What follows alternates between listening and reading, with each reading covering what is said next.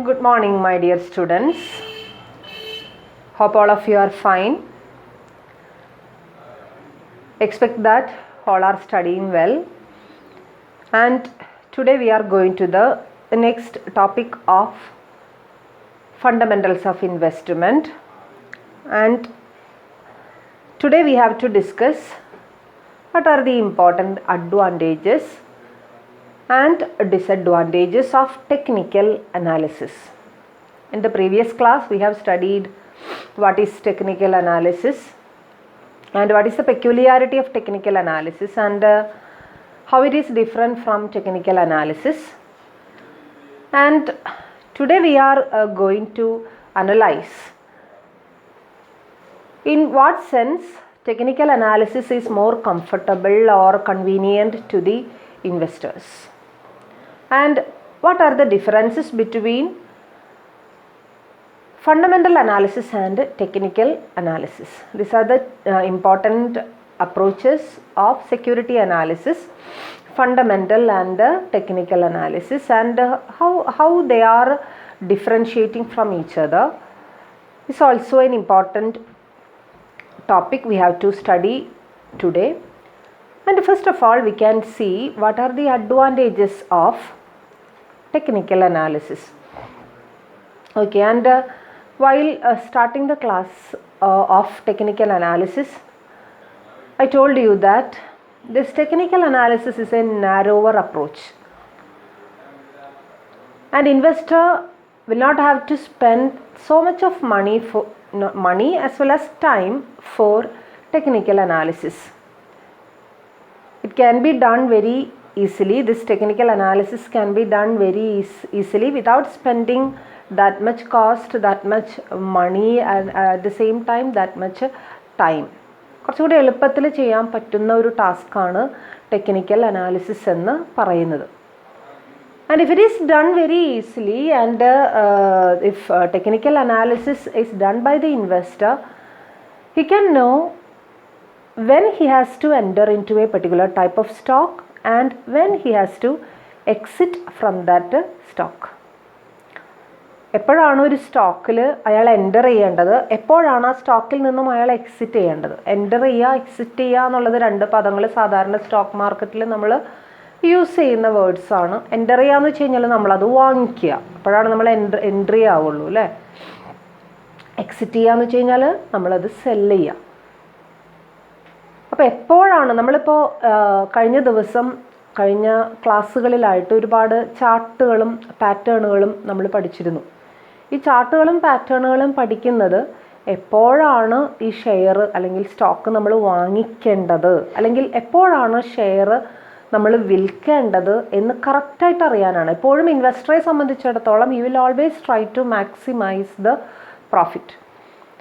Maximisation of profit ആണ്. അപ്പോൾ അത് ആ റൈറ്റ് സമയത്ത് അത് എൻട്രി ആൻഡ് എക്സിറ്റ് ആയില്ല എന്നുണ്ടെങ്കിൽ പലപ്പോഴും അത് ഇൻവെസ്റ്റേഴ്സിനെ സംബന്ധിച്ചിടത്തോളം അത് എന്താ പറയുക, മാക്സിമം പ്രോഫിറ്റ് ഏൺ ചെയ്യാൻ പറ്റാത്തൊരവസ്ഥയിലേക്ക്, ചിലപ്പോഴെങ്കിലും വലിയൊരു ലോസ് ഉണ്ടാവാനായിട്ടുള്ളൊരു സാധ്യതയിലേക്ക് പോകാനുള്ള ഒരു അവസരമാണ്. അപ്പോൾ അത് ഉണ്ടാവാതിരിക്കാൻ വേണ്ടിയിട്ടാണ് പലപ്പോഴും ടെക്നിക്കൽ അനാലിസിസ് നമ്മൾ ചെയ്യുന്നത്. കാര്യം രണ്ട് അനാലിസിസ് ആയിട്ട് ഇവിടെ പറയുന്നുണ്ടെങ്കിലും usually it is done as a combination. ഒരു കോമ്പിനേഷനായിട്ടാണ് fundamental as well as technical analysis കോമ്പിനേഷനായിട്ടാണ് ഇൻവെസ്റ്റേഴ്സ് എന്ത് ചെയ്യാറുള്ളത്. പലപ്പോഴും ഇപ്പോൾ ഇന്നലെ കഴിഞ്ഞ ദിവസം പ്രീവിയസ് ക്ലാസ്സിൽ നമ്മൾ പാറ്റേൺസ് പഠിച്ചിരുന്നു അല്ലേ. There is cup and handle method, double top double bottom method. All these methods can be utilized or it can be used in combination with the fundamental analysis. Along with this cup and handle method, we can study about the international scenario and about our economic system, and we can have a detailed study about the business in which we are going to invest. Okay, അപ്പം ഇങ്ങനെ നമ്മൾ ടെക്നിക്കലായിട്ടുള്ള patterns പഠിക്കുന്നതോടൊപ്പം തന്നെ നമുക്ക് എന്തും ചെയ്യാം, fundamental അനാലിസിസും നമുക്ക് ഒരുമിച്ച് ചെയ്യാം. എങ്കിലും തിയറിറ്റിക്കലി ഇവിടെ പഠിക്കാൻ വേണ്ടിയിട്ട് നമ്മൾ രണ്ട് അപ്രോച്ചുകളായിട്ട് പഠിക്കുന്നു എന്ന് മാത്രം. നമുക്ക് പഠിക്കാൻ എളുപ്പത്തിന് വേണ്ടിയിട്ടാണ് രണ്ട് ഗ്രൂപ്പായി തിരിച്ച് ഫണ്ടമെൻ്റൽ ഇതാണ്, ടെക്നിക്കൽ ഇതാണ് എന്ന് നമ്മളോട് പറയുന്നത്. മാത്രമല്ല നമ്മളിപ്പോൾ ഇവിടെ പഠിക്കുന്നത് ടെക്നിക്കൽ അനാലിസിസിൻ്റെ അഡ്വാൻറ്റേജസ് ആണ്. അതായത് ടെക്നിക്കൽ അനാലിസിസിൽ സ്പീഡിയറായിട്ട് നമുക്ക് കാര്യങ്ങൾ ചെയ്യാനായിട്ട് സാധിക്കും, കോസ്റ്റ് എഫക്റ്റീവായിട്ട് ചെയ്യാനായിട്ട് സാധിക്കും. അറ്റ് ദ സെയിം ടൈം ഇവിടെ ഷെയറിൻ്റെ പ്രൈസിനാണ് ഇമ്പോർട്ടൻസ്. ഏത് ഷെയറിൽ ഇൻവെസ്റ്റ് ചെയ്യണം എന്നുള്ളതിനേക്കാൾ ഉപരി ഷെയറിൻ്റെ പ്രൈസ് എങ്ങനെയാണ്, ആ പ്രൈസിൻ്റെ മൂവ്മെൻറ്റ്സ് എങ്ങനെയാണ്, ഇതാണ് ഏറ്റവും കൂടുതൽ ടെക്നിക്കൽ അനാലിസിസിൽ നമ്മൾ ഫോക്കസ് ചെയ്യുന്നത്, അല്ലേ? നിങ്ങൾ നേരത്തെ ആ price chart, closing price, opening price, likewise highest lowest price, അല്ലേ? അപ്പോൾ തന്നെ നമുക്കറിയാം ഷെയറിൻ്റെ പ്രൈസിനാണ് അവിടുത്തെ കോൺസെൻട്രേഷൻ. ഷെയറിൻ്റെ പ്രൈസ് ഇത്രയും കണ്ട് കൂടിയാൽ എന്ത് ചെയ്യണം, കുറഞ്ഞാൽ എന്ത് ചെയ്യണം, അല്ലേ? ഫണ്ടമെൻ്റൽ അനാലിസിസിൽ അത്രയ്ക്കും അങ്ങോട്ട് ഷെയറിൻ്റെ പ്രൈസിലേക്കുള്ളൊരു ഫോക്കസ് നമുക്ക് എന്ത് ചെയ്യാനായിട്ട് സാധിക്കില്ല, കാണാനായിട്ട് സാധിക്കുന്നില്ല. അപ്പോൾ ഷെയറിൻ്റെ പ്രൈസിനെ കുറിച്ചും ഷെയറിൻ്റെ മൂവ്മെൻറ്റ്സിനെ കുറിച്ചും എങ്ങനെയാണത് എഫക്റ്റ് ചെയ്യുന്നതിനെക്കുറിച്ചും എങ്ങനെയാണ് ഇൻവെസ്റ്റേഴ്സ് ഇൻവെസ്റ്റ് ചെയ്യേണ്ടത്, എപ്പോഴാണ് ഇൻവെസ്റ്റ് ചെയ്യേണ്ടത് എന്നുള്ളതും കൃത്യമായിട്ട് നമുക്ക് എന്ത് ചെയ്യുന്നുണ്ട്, പറഞ്ഞു തരുന്നുണ്ട്. എന്തിലൂടെ? ടെക്നിക്കൽ അനാലിസിസിലൂടെ. മാത്രമല്ല അവിടെ നമ്മൾ പഠിച്ചൊരു ഫണ്ടമെൻ്റൽസിൽ പഠിക്കാത്തൊരു കാര്യം ടെക്നിക്കൽ അനാലിസിസിൽ നമ്മൾ പഠിച്ചിട്ടുണ്ട്. അതായത് the resistance price or resistance level and support level, അല്ലേ? റെസിസ്റ്റൻസ് എന്താണ്, സപ്പോർട്ട് എന്താണ്? റെസിസ്റ്റൻസ് എന്ന് പറഞ്ഞു കഴിഞ്ഞാൽ ഹയർ പ്രൈസസ്, അല്ലേ?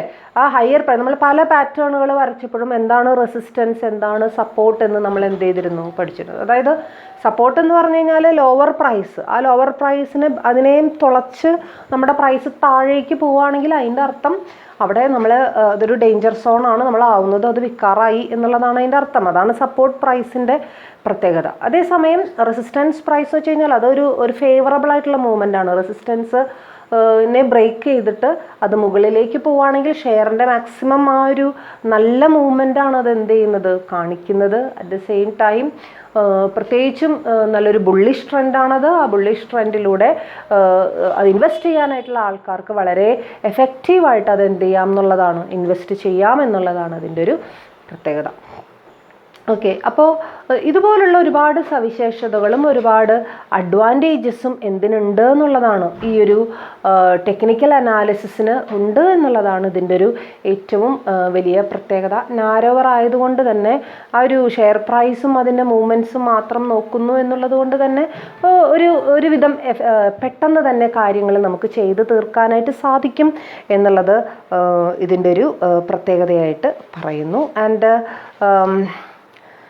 there is in your textbook there is a list of 5 important advantages of technical analysis. You have to study it. The first advantage is technical analysis analyzes the buying and selling pressures which determine the price trend. Technical analysis പറഞ്ഞു തുടങ്ങിയപ്പോൾ തന്നെ നമ്മൾ പറഞ്ഞു, as usual in any market, in the share market also the price of a share is determined by the demand and supply forces. Demand and supply forces ആണ് എന്ത് തീരുമാനിക്കുന്നത്, നമ്മുടെ price തീരുമാനിക്കും. അപ്പോൾ what about the demand of A particular share and what about the supply of A particular share? എത്രത്തോളം company അത് ആവശ്യത്തിന് supply ചെയ്യുന്നുണ്ട്, അല്ലെങ്കിൽ ഇൻഡസ്ട്രി അത് ആവശ്യത്തിന് സപ്ലൈ ചെയ്യുന്നുണ്ട്, എത്രത്തോളം അത് ആൾക്കാർ ഡിമാൻഡ് ചെയ്യുന്നുണ്ട് എന്നതിനനുസരിച്ചിട്ടാണ് പ്രൈസ് എന്ത് ചെയ്യപ്പെടുന്നത്, ഫിക്സ്. അപ്പോൾ പ്രൈസ് കണ്ടു കഴിഞ്ഞാൽ നമുക്കറിയാം എത്രത്തോളം അതിൻ്റെ ഡിമാൻഡ് ഉണ്ട്, എത്രയായിരിക്കും അതിൻ്റെ സപ്ലൈ എന്നുള്ളത്. Demand theory, price theory, supply തിയറിയൊക്കെ നമ്മൾ പഠിച്ചിട്ടുള്ള. അപ്പോൾ അതിലൂടെ പ്രൈസ് എന്ന് പറയുന്ന ആ ഒരൊറ്റ സംഗതിയിലൂടെ സപ്ലൈനെ കുറിച്ചും ഡിമാൻഡിനെ കുറിച്ചും പഠിക്കാനുള്ളൊരു മേഖല കൂടി അവിടെ തുറന്നു വരുന്നുണ്ട് എന്നുള്ളതാണ് അതിൻ്റെ ഫസ്റ്റ് അഡ്വാൻറ്റേജ് ആയിട്ട് എന്ത് ചെയ്യുന്നത്, പറയുന്നത്. And next advantage is that technical analysis will predict the future price by focusing on the price movements. Future price നമുക്ക് എളുപ്പത്തിൽ അറിയാനായിട്ട് സാധിക്കും. എന്തിലൂടെ? പ്രൈസ് മൂവ്മെൻറ്റ്സ് മനസ്സിലാക്കിക്കൊണ്ട്, അല്ലേ? നമ്മളിപ്പോൾ മൂവ്മെൻറ്റ് എന്താ പറയുക, ഇൻക്രീസിങ് മൂവ്മെൻ്റ് ആണ്. നമ്മൾ അപ്പ് ട്രെൻഡിനെ കുറിച്ച് ഡൗൺ ട്രെൻഡിനെ കുറിച്ചൊക്കെ നമ്മൾ പറഞ്ഞു. അപ്പോൾ അപ്പ് ട്രെൻഡ് ഉണ്ടായി കഴിഞ്ഞാൽ automatically there will be A down trend. നമ്മൾ റിവേഴ്സലുകളെ കുറിച്ച് പഠിച്ചു. സോ അപ്പ് ട്രെൻഡ് അധികകാലം നിൽക്കില്ല എന്നുള്ളതും അത് ഡൗൺ ട്രെൻഡിലേക്ക് പോകാനുള്ള സാധ്യതയുണ്ട് എന്നുള്ളതും sometimes there will be flat trend എന്നുള്ളതും മനസ്സിലാക്കാനായിട്ട് ആർക്ക് സാധിക്കണം എന്നുള്ളതാണ്, ഇൻവെസ്റ്റേഴ്സിന് സാധിക്കണം എന്നുള്ളതാണ് എന്നുള്ളതാണ്. അപ്പോൾ പ്രൈസ് മൂവ്മെൻറ്റ്സിനെ കുറിച്ച് പഠിക്കാനുള്ള ഒരു സാധ്യതയുണ്ട് ഇവിടെ ടെക്നിക്കൽ അനാലിസിസിൽ. And next one, through chart analysis, technical analysis, the support price and resistance price may be projected with more confidence and investor can exit and enter the right time. Okay, technical അനാലിസിസിലൂടെ നമുക്ക് കുറച്ചും കൂടി നമ്മുടെ resistance price എത്രയാണ്, ഒരു ഇപ്പോൾ ഷെയറിനെ സംബന്ധിച്ചിടത്തോളം അതിൻ്റെ റെസിസ്റ്റൻസ് പ്രൈസ് എത്രയാണ്, അല്ലെങ്കിൽ സപ്പോർട്ട് പ്രൈസ് എത്രയാണ് എന്ന് കൃത്യമായിട്ട് പറഞ്ഞു കൊടുക്കാവുന്ന മോഡലുകൾ, പാറ്റേണുകൾ അവൈലബിൾ ആണ്. ആ പാറ്റേൺസും മോഡൽസൊക്കെ നോക്കിയിട്ട് ഇൻവെസ്റ്റേഴ്സിനെ സംബന്ധിച്ചിടത്തോളം അത് റൈറ്റ് ടൈമിൽ എൻ്റർ ചെയ്യാനും റൈറ്റ് ടൈമിൽ എക്സിറ്റ് ചെയ്യാനും സാധിക്കുന്ന ഒരവസരമാണ് ടെക്നിക്കൽ അനാലിസിസ് എന്നുള്ളതാണ് അവിടെ പറയുന്നത്. And next one is that it is argued that technical analyst can predict when to buy, whereas fundamental analyst can predict what to buy, and starters and veteran investors both prefer technical analysis. ഏറ്റവും കൂടുതൽ ആൾക്കാർ, especially investment മേഖലയിൽ തുടക്കം കുറിക്കുന്ന വ്യക്തികൾ, അവർ ഏറ്റവും കൂടുതൽ depend ചെയ്യുന്നത് ഏത് അനാലിസിസിനെയാണെന്നാണ് പറയണത്? ടെക്നിക്കൽ അനാലിസിസിനെയാണെന്നാണ് പറയുന്നത്. വേറൊന്നും കൊണ്ടല്ല, it can be more effectively utilised. കുറച്ചും കൂടി എഫക്റ്റീവായിട്ട് എന്ത് ചെയ്യാനായിട്ട് സാധിക്കും? യൂട്ടിലൈസ് ചെയ്യാനായിട്ട് സാധിക്കും. എഫക്റ്റീവായിട്ട് നമുക്ക് പ്രഡിക്ഷൻസ് നടത്താനായിട്ട് സാധിക്കും. ഇന്ന് ഇതാണ് സംഭവിച്ചിട്ടുള്ളത്, then tomorrow this will happen അല്ലേ? ഇന്ന് ഹൈക്കാണ് ഉണ്ടായിട്ടുള്ളത്, so tomorrow we should expect a price fall എന്ന് പറയാൻ ഇൻവെസ്റ്റേഴ്സിനെ സംബന്ധിച്ചിടത്തോളം കുറച്ചും കൂടി കോൺഫിഡൻസിൽ പറയാനായിട്ട് ഉള്ള ഒരു അവസരം എന്തിലൂടെ നമുക്ക് കിട്ടുകയാണ്?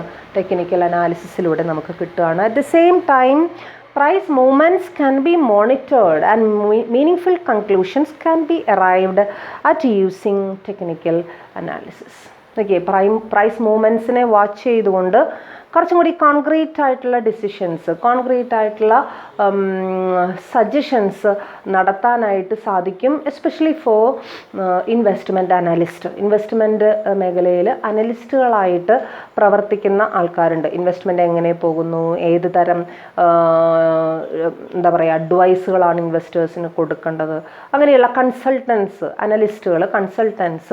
അവരെ സംബന്ധിച്ചിടത്തോളം കുറച്ചും കൂടി ആ പ്രൈസ് മൂവ്മെൻറ്റ്സ് കൃത്യമായിട്ട് വാച്ച് ചെയ്യാനും അത് കൃത്യമായിട്ട് പ്രഡിക്ഷൻസ് പറയാനും എന്ത് ചെയ്യും എന്നുള്ളതാണ്, സാധിക്കുമെന്നുള്ളതാണ് ടെക്നിക്കൽ അനാലിസിസിൻ്റെ ഒരു പ്രത്യേകത. മറ്റേ ഫണ്ടമെൻ്റൽ അനാലിസിസിനെ സംബന്ധിച്ചിടത്തോളം അത് സാധാരണക്കാരായിട്ടുള്ള അനാലിസ്റ്റുകൾക്ക് കുറച്ചും കൂടി അപ്രാപ്യമായിട്ടുള്ളൊരു സാധനമാണ് എന്ത്, ഫണ്ടമെൻ്റൽ അനാലിസിസ് എന്ന് പറയുന്നത്. അതേസമയം ടെക്നിക്കൽ ഒരുവിധം എല്ലാവർക്കും സ്യൂട്ടബിൾ ആണ്, എല്ലാവർക്കും അത് ചെയ്യാനായിട്ട് സാധിക്കും. അധികം സമയം വേണ്ട. കുറച്ച് എക്സ്പേർട്ടായിട്ടുള്ള ആൾക്കാർക്ക്, കുറച്ച് ഇൻ്റലിജൻസ് ഉള്ള വ്യക്തികൾക്ക് മോഡൽസൊക്കെ കണ്ടു കഴിഞ്ഞാൽ ഇൻ്റർപ്രിറ്റ് ചെയ്യാനായിട്ട് സാധിക്കുന്ന, പാറ്റേണുകൾ നിർമ്മിക്കാനായിട്ട് സാധിക്കുന്ന ആൾക്കാർക്ക് പറ്റിയ ഒരു സംഭവമാണ് എന്തെന്ന് പറയുന്നത്, ടെക്നിക്കൽ അനാലിസിസ് എന്ന് പറയുന്നത്.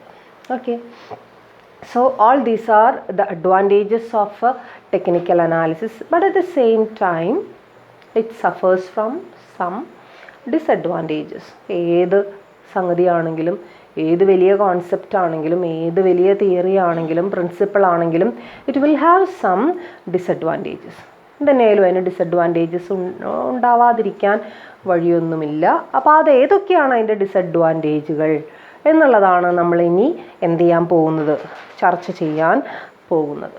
അതിൽ പ്രധാനമായിട്ട് വരുന്ന ഒരു വീക്ക്നെസ് എന്ന് പറയുന്നത് അതിൻ്റെ ബയാസ് തന്നെയാണ്. അത് bias means the investors bias. Investors R of various attitudes, various psychologies, and they will predict or they will interpret these patterns and charts prepared according to this technical analysis in different manners.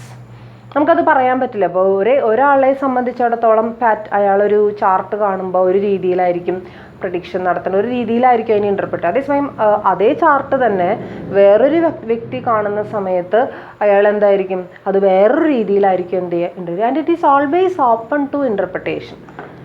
ഈ ചാർട്ടുകൾ, ഡയഗ്രാമുകൾ എന്നൊക്കെ പറയുന്നത് open ആണ്. Interpretation എന്ന് പറയുന്ന സംഭവം അത് വ്യക്തികളുടെ അതിൻ്റെ അവരുടെ സെൻറ്റിമെൻറ്റ്സിനനുസരിച്ച് അവരുടെ പേഴ്സണാലിറ്റിക്ക് അനുസരിച്ച് അത് എന്ത് ചെയ്യാനായിട്ട് സാധിക്കും, ഇൻ്റർപ്രറ്റ് ചെയ്യാനായിട്ട് സാധിക്കും. ഇപ്പോൾ നമ്മളിപ്പോൾ ഒരു പ്രൈസ് ചാർട്ട് കാണുന്നു, അതിൽ ഇൻക്രീസിങ് ചാർട്ടാണ് നമ്മൾ കാണുന്നത്, ഇൻക്രീസിങ് ലൈനാണ് നമ്മൾ കാണുന്നത്. അതേസമയം ആ ഒരു ചാർട്ട് കാണുന്ന ഒരു വ്യക്തിയെ സംബന്ധിച്ചിടത്തോളം അത് വേണമെങ്കിൽ ഇനിയും ഒരു 5 കൊല്ലം കൂടി ഇൻക്രീസ് ഉണ്ടാകാനായിട്ടുള്ള സാധ്യത ഉണ്ടാവും എന്ന് വേണമെങ്കിൽ അയാൾക്ക് പ്രഡിക്റ്റ് ചെയ്യാം. അതേസമയം വേറൊരാൾ ചിലപ്പോൾ പ്രഡിക്റ്റ് ചെയ്യുന്നത് എങ്ങനെയാണെന്ന് വെച്ച് കഴിഞ്ഞാൽ ഇത്രയും ഇൻക്രീസ് ആയി, സോ അടുത്ത ദിവസം തന്നെ അല്ലെങ്കിൽ അടുത്ത ഇയറിൽ തന്നെ അതിനൊരു ഫോള് സംഭവിക്കും. അപ്പോൾ രണ്ടുപേരുടെയും ഇൻ്റർപ്രിട്ടേഷൻ 2 തരത്തിലാണ്. മനസ്സിലായി. ഇപ്പോൾ ഇവിടെ നമ്മൾ പഠിച്ചിട്ടുള്ള എല്ലാ പാറ്റേണുകളും, ഇപ്പോൾ കപ്പ് ആൻഡ് ഹാൻഡിലായാലും double tops and double bottoms ആയാലും അറ്റ് ദ സെയിം ടൈം നമ്മൾ ഫ്ലാഗ് ആൻഡ് പെന്നൻ്റ് മെത്തേഡ് പഠിച്ചു, എന്ത് മെത്തേഡ് ആയാലും ഇതിലൊക്കെ ഇൻ്റർപ്രിട്ടേഷൻസ് വ്യത്യസ്തമായിരിക്കും എന്നുള്ളതാണ് അതിൻ്റെ ഒരു പ്രത്യേകത. അപ്പോൾ ടെക്നിക്കൽ അനാലിസിസ് അങ്ങനെ ഒരു തുറന്ന വേദിയാണ് നമുക്ക് എന്ത് ചെയ്യുന്നത്, തരുന്നത്. എങ്ങനെ വേണമെങ്കിലും നമുക്ക് എന്ത് ചെയ്യാം, കോമൺ ആയിട്ടുള്ള ഇൻ്റർപ്രിട്ടേഷൻസ് അവിടെ നമ്മൾ കണ്ടു. എന്തൊക്കെയാണ് കോമൺ ഇൻ്റർപ്രിട്ടേഷൻ, എപ്പോഴാണ് ബൈ ചെയ്യേണ്ടത്, എപ്പോഴാണ് സെൽ ചെയ്യേണ്ടത് എന്നുള്ളതൊക്കെ നമുക്ക് മനസ്സിലായി. പക്ഷേ ഇവിടെ പറയുന്ന പോലെ തന്നെ ഇൻ്റർപ്രിറ്റ് ചെയ്തോളണം എന്നുള്ള കറക്റ്റായിട്ടുള്ള റെസ്ട്രിക്റ്റഡ് ആയിട്ടുള്ള പാറ്റേണുകളൊന്നും അവിടെ ഇല്ല. So at the same time ഇപ്പോൾ ഒരു ഇൻവെസ്റ്ററെ സംബന്ധിച്ചിടത്തോളം ഇപ്പോൾ ഒരു കമ്പനിയുടെ ഷെയറിൽ നമ്മൾ ഇൻവെസ്റ്റ് ചെയ്യണം എന്ന് വിചാരിച്ചു കഴിഞ്ഞാൽ എത്ര റോങ്ഫുൾ ആയിട്ടുള്ള അല്ലെങ്കിൽ എത്ര പ്രഡിക്ഷൻസ് നടത്തി അതിനെതിരായിട്ടുള്ള അഭിപ്രായങ്ങൾ നമ്മൾക്ക് കിട്ടിയാലും നമ്മൾ അതിൽ തന്നെയേ എന്ത് ചെയ്യുള്ളൂ, ഇൻവെസ്റ്റ് ചെയ്യുള്ളൂ. ആ ബയാസ് നമ്മളെപ്പോഴും എന്ത് ചെയ്യും, കാണിക്കും അല്ലേ. അപ്പോൾ ഒരു വസ്തു നമുക്ക് ഇഷ്ടമാണ്, ആ വസ്തു നേടാൻ വേണ്ടി എത്ര അധ്വാനം ചെയ്യാനും നമുക്ക് മടിയില്ല. അത് എത്ര ബാക്കിയുള്ളവരെത്ര അതിനെക്കുറിച്ച് മോശം പറഞ്ഞാലും നമ്മളത് എന്ത് ചെയ്യും, ചിലപ്പോൾ കരസ്ഥമാക്കിയെന്ന് വരും. അതേപോലെ തന്നെയാണ് ഇപ്പോൾ ഒരു കമ്പനിയുടെ ഷെയറിൽ നമുക്ക് ഇൻവെസ്റ്റ് ചെയ്യണം എന്ന് തോന്നിക്കഴിഞ്ഞാൽ അത് ശരിക്കും പറഞ്ഞു കഴിഞ്ഞാൽ ഇത് all investors R human beings. അപ്പോൾ ആ ഹ്യൂമൻ ബീയിങ്സിൻ്റേതായിട്ടുള്ള പ്രത്യേകതകൾ അവരവരുടെ ഇൻവെസ്റ്റ്മെൻറ്റിൽ എന്ത് ചെയ്യും, കാണിക്കും. അപ്പോൾ കമ്പനി ചിലപ്പോൾ തകരാൻ പോകുന്ന കമ്പനി ആയിരിക്കും, കമ്പനിയുടെ പ്രോഫിറ്റബിലിറ്റി തീരെ ഉണ്ടാവില്ല, ലോസ് ഉണ്ടാക്കുന്ന കമ്പനി ആയിരിക്കും. അപ്പോൾ എങ്ങനെ വന്നാലും ചിലപ്പോൾ നമ്മൾ അതിൽ എന്ത് ചെയ്തെന്ന് വരും, ഇൻവെസ്റ്റ്മെൻറ്റ് നടത്തി എന്ന് വരാം. സോ അതേസമയം ഫണ്ടമെൻ്റൽ അനാലിസിസിൽ അവിടെ കുറച്ചും കൂടി എന്താ പറയുക, ഒരു ബ്രോഡറായിട്ടുള്ളൊരു അപ്രോച്ചാണ് ഫണ്ടമെൻ്റലിൽ നടക്കുന്നത്. അപ്പോൾ അത്രയും ബയാസിന് അവിടെ വേദിയില്ല. അപ്പോൾ നമ്മൾ ഈ ബിസിനസ്സിനെ കുറിച്ച് കാര്യമായിട്ട് പഠിച്ച്, കമ്പനികളെ കുറിച്ച് കാര്യമായിട്ട് പഠിച്ച്, ഇൻഡസ്ട്രീനെ കുറിച്ച് കാര്യമായിട്ടൊക്കെ പഠിച്ചിട്ടാണ് നമ്മൾ ചെയ്യുന്നത്. അപ്പോൾ കൃത്യമായിട്ടുള്ള കുറച്ചും കൂടി ആമ്പിൾ എവിഡൻസുകൾ കിട്ടാനായിട്ടുള്ളൊരു സാധ്യത എവിടെ നിന്നുണ്ട്, ഫണ്ടമെൻ്റൽ അനാലിസിസ്. അതേസമയം കുറച്ചും കൂടി എളുപ്പത്തിൽ നമുക്ക് എവിടെ ചെയ്യാം, ടെക്നിക്കൽ അനാലിസിസിൽ ചെയ്യാം. ആൻഡ് നെക്സ്റ്റ് വൺ എന്താ പറയുക, നമ്മളിപ്പോൾ അതിപ്പോൾ ടെക്നിക്കൽ അനാലിസിസിന് മാത്രമുള്ളൊരു ഡിസഡ്വാൻറ്റേജ് ഒന്നുമല്ല. അതായത് നമ്മളിപ്പോൾ ഒരു ചാർട്ട് നമ്മൾ വരച്ച് തയ്യാറാക്കി, ആ ചാർട്ടിൽ നമ്മൾ ഇപ്പോൾ അതൊരു കപ്പ് ആൻഡ് ഹാൻഡിൽ മെത്തേഡാണെന്ന് നമുക്ക് മനസ്സിലായി, അതിനെ നമ്മൾ ഇൻ്റർപ്രറ്റ് ചെയ്തു. ആ ഇൻ്റർപ്രിട്ടേഷൻ്റെ ബേസിസിൽ either we are going to buy the share or we are going to sell the share. പക്ഷേ ആ ഒരു ഡിസിഷൻ എടുക്കുന്നതിന് മുമ്പ് മാർക്കറ്റിൻ്റെ പ്രത്യേകത എന്താണെന്ന് വെച്ച് കഴിഞ്ഞാൽ മാർക്കറ്റ് എപ്പോഴേക്കും എന്ത് ചെയ്തു വന്നിട്ടുണ്ടാവും, ചേഞ്ച്ഡ് ആയിട്ടുണ്ടാവും.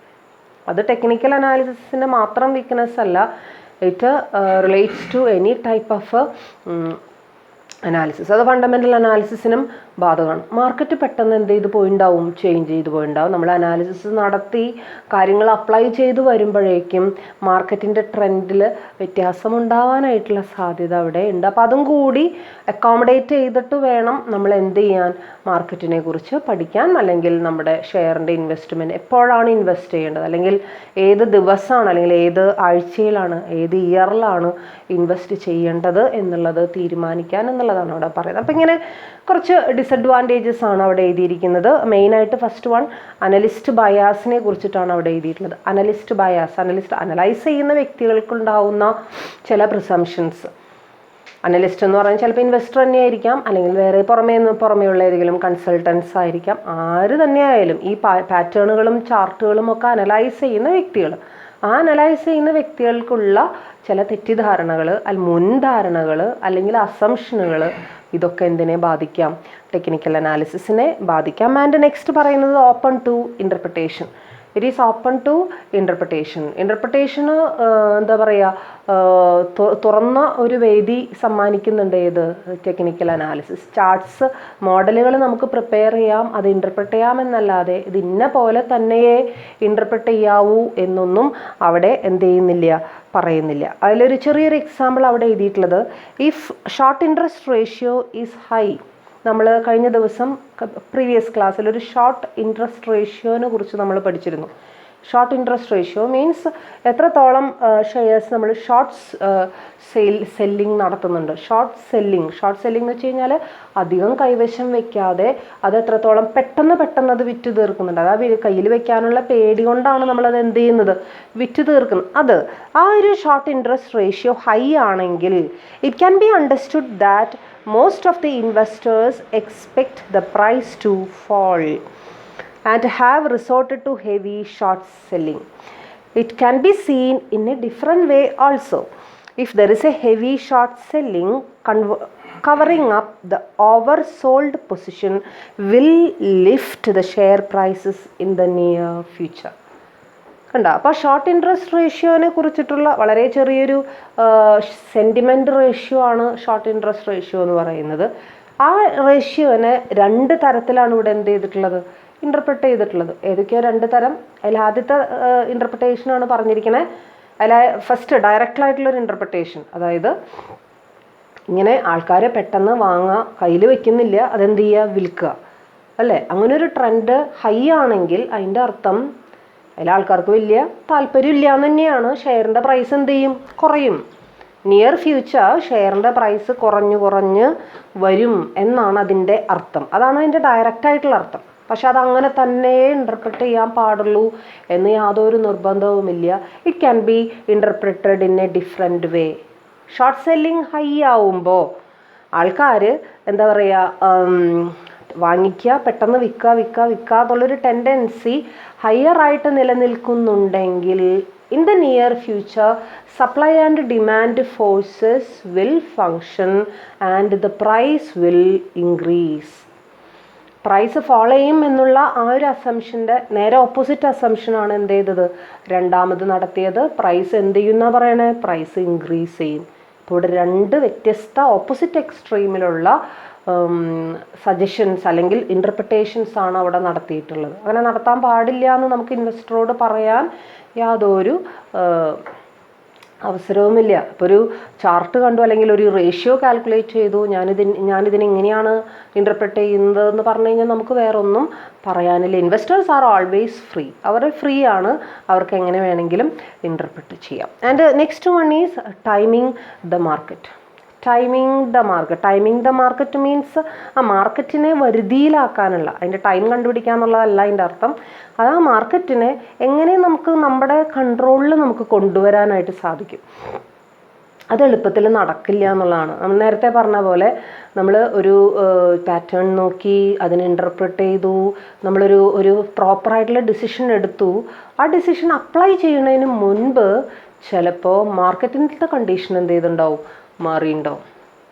ഷെയറിൻ്റെ പ്രൈസ് താഴും എന്നുള്ള ഒരു അസംഷൻ്റെ പുറത്താണ് നമ്മൾ എന്ത് ചെയ്തത്, ആ ഒരു ഇൻ്റർപ്രിട്ടേഷൻ്റെ പുറത്താണ് നമ്മൾ ഡിസിഷൻ എടുത്തത്, നമ്മൾ ഷെയർ വിൽക്കാൻ പോണത്. അതേസമയം ഷെയർ വിറ്റ് കഴിയുമ്പോഴായിരിക്കും മനസ്സിലാവുക ചെയ്തത് അബദ്ധമായി, അത് ശരിക്കും പറഞ്ഞു കഴിഞ്ഞാൽ ഷെയറിൻ്റെ പ്രൈസ് എന്ത് ചെയ്തു എന്നുള്ളത്, ഇൻക്രീസ് ചെയ്തു എന്നുള്ളത്. അപ്പോൾ ആ ഒരു മാർക്കറ്റിൻ്റെ ഏത് തരം മാർക്കറ്റായാലും അതിൻ്റെ പ്രത്യേകത അങ്ങനെയാണ്. അതിലൊന്നും ചെയ്യാൻ പറ്റില്ല. നമ്മൾ പഠിച്ചിട്ടുണ്ട്, environment is ever changing, it's always changing. അപ്പോൾ ആ ചേഞ്ച് ഇൻ എൻവയോൺമെൻറ്റിനെ അത് എത്ര സ്പീഡിയറായിട്ട് ചേഞ്ച് ചെയ്യുന്നോ അതിനനുസരിച്ച് നമ്മുടെ ഈ ഇൻ്റർപ്രിട്ടേഷൻസൊക്കെ ചിലപ്പോൾ വെള്ളത്തിലാവും. ഇൻ്റർപ്രിട്ടേഷൻസൊക്കെ ചിലപ്പോൾ എന്താ പറയുക, ഒരു ഉപകാരമില്ലാത്തതാവും എന്നുള്ളതാണ് അവിടെ പറയുന്ന വേറൊരു ഡിസഡ്വാൻറ്റേജ്. ഓക്കെ, അപ്പോൾ ഇങ്ങനെ കുറച്ച് ഡിസഡ്വാൻറ്റേജുകൾ ടെക്നിക്കൽ അനാലിസിസിന് പറയുന്നുണ്ട്. എത്ര ഡിസഡ്വാൻറ്റേജസ് ആയാലും it's a better method or better type of analysis, easier ആയിട്ട് ചെയ്യാൻ പറ്റുന്ന അനാലിസിസ് ആണ് എന്ന് നമുക്ക് എന്ത് ചെയ്യാം, പറയാം. ആൻഡ് നെക്സ്റ്റ് വൺ അപ്പോൾ അഡ്വാൻറ്റേജസും ഡിസഡ്വാൻറ്റേജസ് ആണ് നമ്മൾ നോക്കിയത്. ഇനി നമുക്ക് നോക്കേണ്ടത് differences between fundamental analysis and technical analysis. Fundamental അനാലിസിസും ടെക്നിക്കൽ അനാലിസിസും എന്തൊക്കെ വ്യത്യാസങ്ങളാണ് അത് തമ്മിൽ ഉള്ളത്? ആദ്യത്തെ വ്യത്യാസം എന്ന് പറയുന്നത് നമ്മൾ ഇടയ്ക്കിടയ്ക്ക് പറയുന്ന ആ ഒരു ഡിഫറൻസാണ്. That is fundamental analysis is broader and technical analysis is narrow. And fundamental analysis എന്ന് പറയുന്നത് it's a top down approach, okay, but technical analysis is a bottom up approach. And top down approach, fundamental analysis is top down in the sense that we have to analyze so many factors in the case of before taking any interpretation. But in technical analysis, that much analysis is not needed. We are supplied with models, patterns, charts, and we have to interpret it and take the right decision. And the next one is that fundamental analysis is usually tells us in which share or in which stock or in which security we have to invest.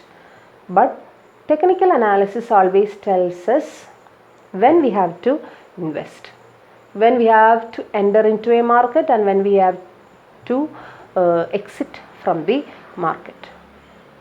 So all these are the basic differences between fundamental analysis and technical analysis, and we can see one by one. The first one, analysts, experts try to, in the case of fundamental analysis, analysts or experts try to establish long-term values. But in technical analysis, analysts or experts try to predict short-term price movements. Okay, കുറച്ചും കൂടി ഫണ്ടമെൻ്റലിനെ കുറിച്ച് പറയുമ്പോൾ നേരത്തെ പറഞ്ഞ അതേ ഒരു concept തന്നെയാണ് broader എന്ന് പറയുന്ന കോൺസെപ്റ്റ്. ബ്രോഡർ ആയതുകൊണ്ട് തന്നെ it will have A long run effect. നമ്മൾ എടുത്ത ഒരു ഇൻ്റർപ്രിട്ടേഷന് കുറച്ച് ലോങ് റണ്ണിലുള്ള ഒരു എഫക്റ്റ്, ലോങ് റണ്ണിലുള്ള ഒരു എന്താ പറയുക സ്വാധീനം അതിനുണ്ടാവും എന്നുള്ളതാണ് ഫണ്ടമെൻ്റൽ അനാലിസിസിൻ്റെ പ്രത്യേകത. അതേസമയം ടെക്നിക്കൽ അനാലിസിസ് എന്ന് പറഞ്ഞു കഴിഞ്ഞാൽ it can be done for a short period especially when we are depicting the price movements in the price charts. We have to take even a single trade day as our basic factor. Single trade day വരെ നമുക്ക് എന്ത് ചെയ്യേണ്ടി, even hours വരെ നമുക്ക് എന്ത് എടുക്കേണ്ടി വരാം. അപ്പോൾ ആ ഒരു ഏറ്റവും മൈന്യൂട്ടായിട്ടുള്ള വേരിയേഷൻസ് വരെ നമ്മൾ എവിടെ ചെക്ക് ചെയ്യേണ്ടതായിട്ടുണ്ട്, ടെക്നിക്കൽ അനാലിസിസിൽ നമ്മൾ ചെക്ക് ചെയ്യേണ്ടതായിട്ടുണ്ട്. അറ്റ് ദ സെയിം ടൈം അതുകൊണ്ടാണ് അത് ഷോർട്ട് റണ്ണിലേക്ക് മാത്രമേ നമുക്ക് എടുക്കാൻ പറ്റുള്ളൂ. ഇപ്പോൾ ഒരു 10 കൊല്ലത്തെ ഒരു പ്രൈസ് ചാർട്ട് വരയ്ക്കാമെന്ന് പറഞ്ഞു കഴിഞ്ഞാൽ it is not at all easy. വരയ്ക്കാം, ഇയർ വൈസ് ആയിട്ട് വേണമെങ്കിൽ എന്ത് ചെയ്യാം, വരയ്ക്കാം. പക്ഷെ അങ്ങനെ വരച്ചതുകൊണ്ട് എന്തില്ല, ഉപകാരമില്ല അല്ലേ. ഓരോ വർഷം കഴിയുന്തോറും അല്ലല്ലോ ഇപ്പോൾ ഒരു വർഷത്തിൻ്റെ റീ ഓപ്പണിങ്ങിലാണ് എല്ലാവരും ഇൻവെസ്റ്റ് ചെയ്യുന്നത് എന്നൊന്നും നമുക്ക് പറയാൻ പറ്റില്ല. Investment is A continuous process and it happens through out the year. അപ്പോൾ അതുകൊണ്ട് നമുക്ക് അങ്ങനെയുള്ളൊരു അസംഷൻസ് ഒന്നും നടത്തും. അതുകൊണ്ട് ഈ വേരിയേഷൻസ് എപ്പോഴും ഡെബിക്റ്റ് ചെയ്യുമ്പോൾ ഷോർട്ട് റണ്ണിലേക്ക് മാത്രമേ നമുക്ക് ഡെബിക്റ്റ് ചെയ്തിട്ട് കാര്യമുള്ളൂ.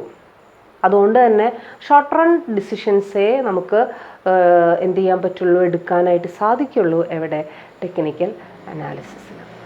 Okay, and next one is that fundamental analysis focuses on the factors relating to economy, industry and the company. At the same time, technical analysis focuses on market data, particularly price and volume. അല്ലേ, ആ focus ചെയ്യുന്ന പോയിന്റുകളിൽ വ്യത്യാസമുണ്ട് ഫണ്ടമെൻ്റലിലും ടെക്നിക്കലും. ഫണ്ടമെൻ്റലിനെ സംബന്ധിച്ചിടത്തോളം അവിടെ economy of the nation, international economy and various factors affecting Indian and international economies, and various factors affecting different industries, different companies. These are the concentrating factors or focusing factors in fundamental analysis, but it is different in technical analysis. Always in technical analysis, the focus is on price movements. Share prices, its movements.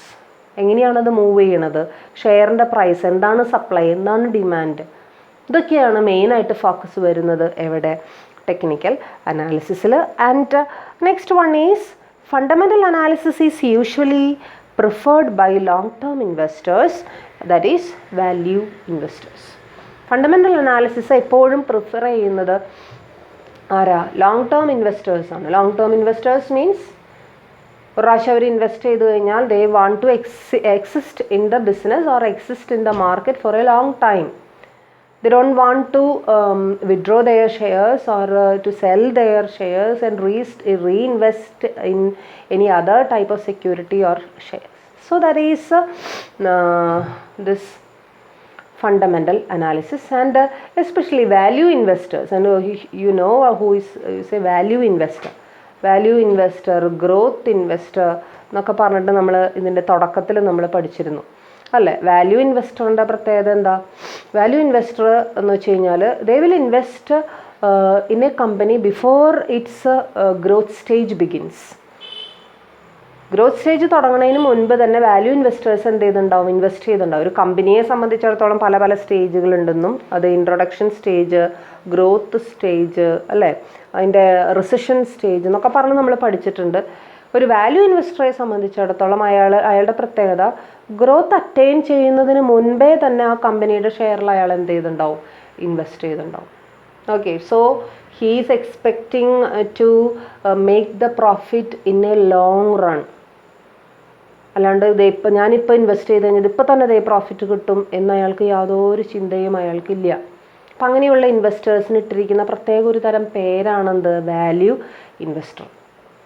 Okay, അപ്പോൾ ഈ fundamental analysis കുറച്ചും കൂടി suitable ആയിട്ടുള്ളത് ഏത് തരം ഇൻവെസ്റ്റേഴ്സിനാണ്?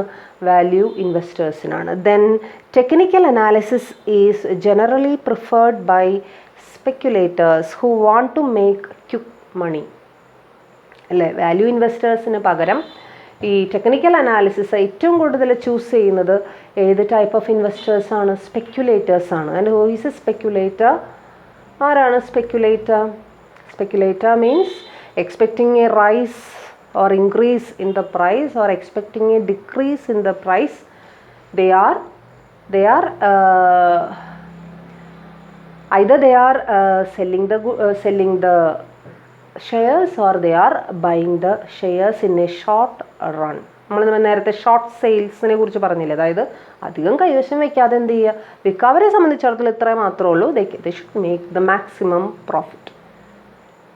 And it is allowable, it is legally allowable also. Speculation is legally allowable, but allowable അല്ലാത്തൊരു വേറൊരു സംഭവം ഉണ്ട്. അതേതായിരുന്നു?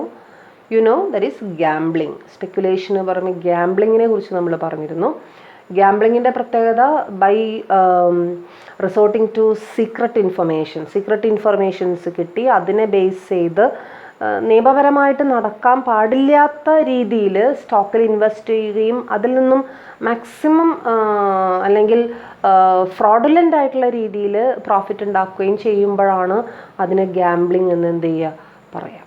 സ്പെക്കുലേഷൻ അനുവദനീയമാണ്. സ്പെക്കുലേഷൻ ഒരു പരിധി വിട്ട് പോകുമ്പോഴാണ് അത് എന്തായിട്ട് മാറുക? ഗ്യാംബ്ലിംഗ് ആയിട്ട് മാറുന്നത്. ഓക്കെ, അപ്പോൾ ഈ ടെക്നിക്കൽ അനാലിസിസിനെ സംബന്ധിച്ചിടത്തോളം ഏറ്റവും കൂടുതൽ ആൾക്കാർ റിസോർട്ട് ചെയ്യുന്നത് ഏത് തരത്തിലുള്ള ആൾക്കാരാണ്? സ്പെക്കുലേറ്റേഴ്സാണ്. അവർക്ക് പ്രോഫിറ്റ് കിട്ടണം. ലോങ് ടേമിലേക്കൊന്നും അവർക്ക് വെയിറ്റ് ചെയ്ത് നിൽക്കാനുള്ള പേഷ്യൻസ് ഒന്നുമില്ല.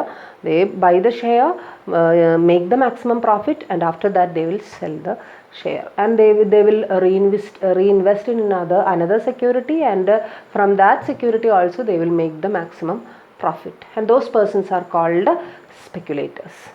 Okay, and next point of difference is that macroeconomic factors are given more weightage in fundamental analysis.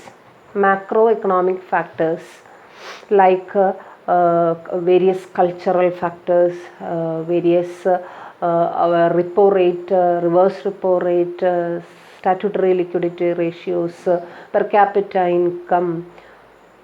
Okay, then all these things are the part of macroeconomics. We are analyzing our economic situation in a broader sense. The functioning of Reserve Bank, the functioning of the government, all these are part of this macroeconomic factors. Then fundamental analysis it is essentially a macroeconomic analysis. At the same time, technical analysis, macro എന്ന് പറഞ്ഞിട്ടുണ്ടെന്നുണ്ടെങ്കിൽ പിന്നെ technical analysis ഏതായിരിക്കും? It will be A micro economic analysis. Micro economic analysis ആണ് അവിടെ എന്ത് ചെയ്യുന്നത്, നടക്കുന്നത്. Micro എന്ന് പറയുമ്പോൾ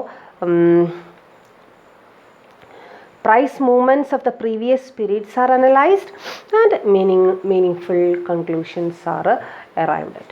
തൊട്ട് മുൻപത്തെ പീരീഡിൽ അല്ലെങ്കിൽ തൊട്ട് മുമ്പത്തെ ദിവസം, തൊട്ട് മുമ്പത്തെ മാസം എന്ത് സംഭവിച്ചു അല്ലേ, അത് മാത്രം അനലൈസ് ചെയ്യുക. And we are taking the necessary decision. So in that sense it's a microeconomic analysis and it's a short run analysis. And the next one is, fifth point of difference is that finding out the mispricing of a stock is the crust of fundamental analysis and see whether the stock is underpriced or overpriced. Okay, so mispricing of shares. And what do you mean by mispricing? Mispricing എന്ന് വെച്ച് കഴിഞ്ഞാൽ തെറ്റായിട്ടുള്ള pricing. And through fundamental analysis we are trying to find out whether the security is priced in the right manner, and so that we are trying to find out the present value or the intrinsic value. അല്ലേ, നമ്മൾ fundamental അനാലിസിസിൽ മാത്രമേ intrinsic value എന്നുള്ള സംഭവം കേട്ടുള്ളൂ. ടെക്നിക്കലിൽ നമ്മൾ intrinsic value എന്നൊന്നും പറഞ്ഞോ ഇല്ല. So intrinsic value എത്രയാണ്, യഥാർത്ഥത്തിൽ അതിൻ്റെ വില എത്രയാണ്, അതിനെ റൈറ്റ് ആയിട്ടാണോ പ്രൈസ് ചെയ്തിട്ടുള്ളത്, മാർക്കറ്റിൽ അതിനിപ്പോൾ കറക്റ്റ് വാല്യൂവിലാണോ നമുക്ക് അവൈലബിൾ ആയിട്ടുള്ളത്, വെദർ ദർ ഈസ് എനി മിസ്പ്രൈസിങ് എന്നുള്ളത് നമുക്ക് എന്തിലൂടെ മനസ്സിലാക്കാനായിട്ട് സാധിക്കും? ഫണ്ടമെൻ്റൽ അനാലിസിസിലൂടെ മനസ്സിലാക്കാനായിട്ട് സാധിക്കും. And at the same time we can make the investment more effectively and efficiently. At the same time, in this technical analysis, finding out the price pattern is the theme of technical analysis. Okay, എൻ്റെ വാക്കുകളുടെ അർത്ഥം മനസ്സിലായിട്ടില്ലെങ്കിൽ അവിടെ നോക്കി, fundamental analysis the crest of fundamental analysis. Crest means കാതൽ എന്നുള്ള വാക്ക് നിങ്ങൾ കേട്ടിട്ടുണ്ടാവും. Crest means കാതൽ, അതായത് ഫണ്ടമെൻ്റൽ അനാലിസിസിൻ്റെ കാതലാണ് എന്തെന്ന് പറയുന്നത് ഈ ഒരു എന്താ പറയുക, നമ്മൾ പറഞ്ഞതിനെ കുറിച്ച് mispricing of stock. But technical അനാലിസിസിൽ എങ്ങനെയാണ്? Finding out the price pattern is a theme of technical. പ്രൈസിൻ്റെ പാറ്റേൺ, പ്രൈസിൻ്റെ മൂവ്മെൻറ്റ് അല്ലെ, മൂവ്മെൻറ്റുകൾ, അതായത് whether it is rightly priced എന്നുള്ളത് ഇവിടെ നോക്കുന്നില്ല. ടെക്നിക്കൽ അനാലിസിസിൽ നമ്മൾ നോക്കുന്നില്ല, മൂവ്മെൻറ്റ്സ് ആണ് നോക്കുന്നത്. ആ മൂവ്മെൻറ്റ്സിനെ നോക്കിയിട്ടാണ് നമ്മളത് ഇൻവെസ്റ്റ് ചെയ്യണമോ വേണ്ടയോ എന്നുള്ളത് തീരുമാനിക്കുന്നത്. Okay, and the next one is fundamental analysis identifies what to buy and sell. What to buy and sell. But technical analysis identifies when to buy and sell. Okay, എന്തു വാങ്ങണം, എങ്ങനെ വാങ്ങണം എന്നുള്ളതാണ് ഫണ്ടമെൻ്റൽ അനാലിസിസിലൂടെ നമ്മൾ എന്ത് ചെയ്യുന്നത്. What to buy and sell, എന്ത് വാങ്ങണം, എന്ത് വിൽക്കണം അല്ലെ, ഏത് ഷെയർ വാങ്ങണം, ഏത് ഷെയർ വിൽക്കണം എന്നുള്ളതാണ് ഫണ്ടമെൻ്റൽ അനാലിസിസിലൂടെ നമുക്ക് എന്ത് ചെയ്യേണ്ടത്, നോക്കേണ്ടത്. അതേസമയം ടെക്നിക്കൽ അനാലിസിസിൽ നമ്മൾ നോക്കുന്നത് എപ്പോഴാണ് വാങ്ങേണ്ടത്, എപ്പോഴാണ് വിൽക്കേണ്ടത്. രണ്ട് ഡിഫറെൻ്റ് ആയിട്ടുള്ള വ്യൂ പോയിൻറ്റ്സ് ആണ് അല്ലേ, രണ്ട് ഡിഫറെൻ്റ് ആയിട്ടുള്ള വ്യൂ പോയിൻറ്റ്സ് ആണ്. So these are the basic differences between fundamental analysis and technical analysis. അപ്പോൾ നമ്മൾ ഈ ക്ലാസ്സിൽ പഠിച്ചത് എന്തിനെയൊക്കെ കുറിച്ചാണ് നമ്മൾ പഠിച്ചത്? അഡ്വാൻറ്റേജസ് പഠിച്ചു, ഡിസഡ്വാൻറ്റേജസ് പഠിച്ചു. At the same time differences between fundamental analysis and technical analysis എന്നുള്ള കാര്യമാണ് നമ്മൾ എന്ത് ചെയ്തത്, പഠിച്ചത്. വളരെ ഈസിയറായിട്ട് പഠിക്കാൻ പറ്റുന്ന ഒരു തിയറി ടോപ്പിക്കാണ്. ബട്ട് ഇറ്റ് ഈസ് ഇമ്പോർട്ടൻ്റ്, ചോദിക്കാൻ സാധ്യതയുള്ളൊരു ക്വസ്റ്റ്യനാണ്. പ്രത്യേകിച്ചും differentiate between fundamental analysis and technical analysis നന്നായിട്ട് പഠിക്കുക, എഴുതുക. ഞാൻ പറഞ്ഞു ഈ അഡ്വാൻറ്റേജസും ഡിസഡ്വാൻറ്റേജസും ഡിഫറൻസുകളും പഠിക്കുമ്പോൾ അതിൽ ഏറ്റവും ഇമ്പോർട്ടൻ്റ് ആയിട്ടുള്ളത് അതിൻ്റെ difference between fundamental analysis and technical analysis ആണ്. ആ ഡിഫറൻസിനെ കുറിച്ച് പറയുമ്പോൾ ഒരു കാര്യം കൂടി നിങ്ങളെ ഓർമ്മപ്പെടുത്തുകയാണ്. ഈ ഇൻവെസ്റ്റേഴ്സിനെ സംബന്ധിച്ചിടത്തോളം ഏതാണ് പ്രാക്ടിക്കൽ അപ്രോച്ച്? പ്രാക്ടിക്കൽ അപ്രോച്ച് എന്ന് പറഞ്ഞു കഴിഞ്ഞാൽ ഇവിടെ പറയുന്നൊരു എക്സാജറേഷനോ അല്ലയോ പറയുന്നൊരു സംഭവമുണ്ട്. അതായത് in fundamental analysis this analyst is always 80% practical and 20% he's sentiment. അതായത് ഇൻവെസ്റ്റേഴ്സിനെ സംബന്ധിച്ചിടത്തോളം ഫണ്ടമെൻ്റൽ അനാലിസിസ് അയാൾ നടത്തുന്നത് അല്ലെങ്കിൽ ഇൻവെസ്റ്റേഴ്സ് നടത്തുന്നത് 80% പ്രാക്ടിക്കൽ അപ്രോച്ചോട് കൂടിയിട്ടാണ്. അതേസമയം 20% എന്ന് പറയുന്നത് സെൻറ്റിമെൻ്റൽ ആയിട്ടുള്ള അപ്രോച്ചാണ്. സെൻറ്റിമെൻ്റലും പ്രാക്ടിക്കലും റാഷണൽ ആൻഡ് ഇറേഷണൽ കേട്ടിട്ടുണ്ടാവും. എത്രത്തോളം കാര്യകാരണ സഹിതം വ്യക്തമായിട്ട് കാര്യങ്ങൾ മനസ്സിലാക്കിയിട്ട് നമ്മൾ ഇൻവെസ്റ്റ് ചെയ്യുന്നു, അതിനാണ് പ്രാക്ടിക്കൽ അല്ലെങ്കിൽ റാഷണൽ എന്നുള്ളതുകൊണ്ട് നമ്മൾ എന്ത് ചെയ്യുന്നത് ഉദ്ദേശിക്കുന്നത്. അതേസമയം ഇവിടെ ടെക്നിക്കൽ അനാലിസിസിൽ പറയുന്നത് this analyst is always 20% practical and 80% practical in the not practical sentiment in the case of technical analysis. അവിടെ ഉപയോഗിച്ചിട്ടുള്ള ഒരു വാക്ക് that is 80% psychological and 20% logical. And fundamental analysis 20% psychological and 80% psychological അല്ലെങ്കിൽ സെൻറ്റിമെൻ്റൽ അല്ലേ. ഒരു psychological ആയിട്ടുള്ള approach, എനിക്കത് ഇഷ്ടമാണ് അപ്പോൾ ഞാൻ ചെയ്യുന്നു, എനിക്കിത് ഇഷ്ടമാണ് ഞാൻ ചെയ്യുന്നു, അതാണ് സെൻറ്റിമെൻ്റൽ അല്ലെങ്കിൽ സൈക്കോളജിക്കൽ എന്ന് പറയുന്നത്. അതേസമയം ലോജിക്കൽ എന്ന് പറയുന്നത് സെൻറ്റിമെൻ്റലിനേക്കാളും വളരെ ഡിഫറെൻ്റ് ആണ്. അതാണ് പ്രാക്ടിക്കൽ.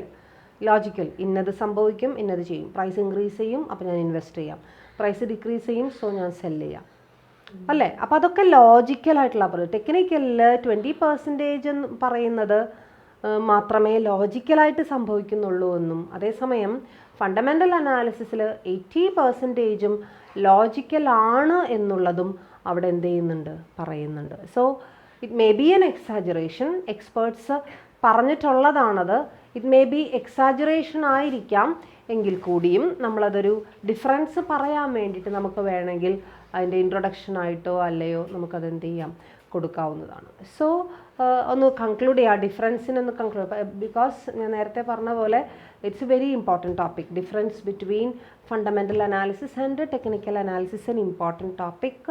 സോ നിങ്ങളത് വളരെ നന്നായിട്ട് എന്ത് ചെയ്യണം, പഠിക്കണം. അതിന് വേണ്ടിയിട്ടാണ് പറയുന്നത്. അപ്പോൾ നിങ്ങളുടെ ഒന്നില്ലെങ്കിൽ ആ എസ്സേ സ്റ്റാർട്ട് ചെയ്യുമ്പോൾ അതിൻ്റെ ഇൻട്രൊഡക്ഷനിലോ കൺക്ലൂഷനിലോ ഈ ഒരു പോയിൻ്റ് എഴുതി കഴിഞ്ഞാൽ കുറച്ചും കൂടി എഫക്റ്റീവായിട്ട് നിങ്ങൾക്ക് അത് എഴുതാനായിട്ട് സാധിക്കും.